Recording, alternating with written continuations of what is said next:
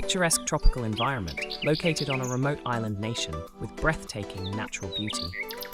However, no country is immune to the effects of climate change, including the Seychelles Islands, which symbolize the susceptibility of small island nations to the impacts of climate change.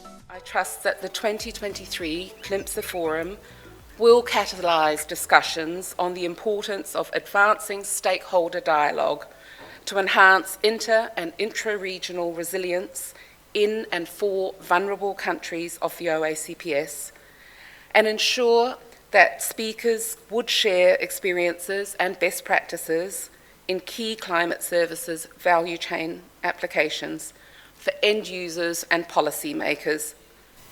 Seychelles as a seed wants to emphasize that without a careful long-term plan, climate change would undermine our development efforts, with adverse consequences across the board on our people's livelihood, the environment in which we live and work, and our personal health and welfare. The third Intra-ACP Climate Services and Related Applications ClimSA Forum was held in Seychelles, in this serene and emblematic backdrop of Ma Island, a perfect location to discuss the primary purpose of building bridges between providers and users of climate services, through the exchange of experience and best practices stemming from implementing the ClimSA Programme. Representatives from the Organization of African, Caribbean and Pacific States, implementing partners of the ClimSA Programme, technical and collaborative partners, representatives of ClimSA's regional focus countries from national meteorological and hydrological services, donors and financial institutions, and other stakeholders. Over 3 days, they exchanged expertise and discussed potential climate action solutions. Climate variability and change are amongst the root cause of poverty, food insecurity, and economic fragility in these regions. Many depend on climate-sensitive livelihoods, such as rain-fed agriculture, leading to food insecurity and economic instability. Climate change directly impacts crop production, water resources, health concerns like malaria, and rural life in general. Additionally, climate change poses risks to various sectors, including hydropower production, fisheries, and flood-prone areas. These challenges demand a comprehensive approach to climate services. The role of ClimSA. The ClimSA Programme offers technical and financial support to strengthen the climate services value chain. It focuses on improving access to climate information, enabling the use of climate services in decision-making processes, and implementing adaptation and risk reduction measures. The core value of ClimSA is providing science-based climate information to enhance resilience in the face of climate change. As the world gets ready for COP28, the ClimSA Forum played a part in the global stocktake by examining how climate services are being used in socio-economic sectors and promoting discussions among stakeholders to create a society that is resilient to climate change in OACPS countries. The aim was to identify areas that need improvement, collaborate and develop strategies for climate action to meet the goals of the Paris Agreement and the SDGs. The main goal is to connect climate service providers and users by sharing experiences and best practices from the implementation of the ClimSA Programme, and to understand how stakeholder dialogue can improve regional resilience in vulnerable countries.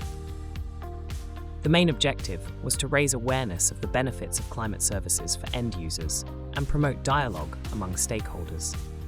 This dialogue will focus on feedback, synergies, and complementarities, especially regarding the functioning of the Regional Climate Centres and their climate services information systems.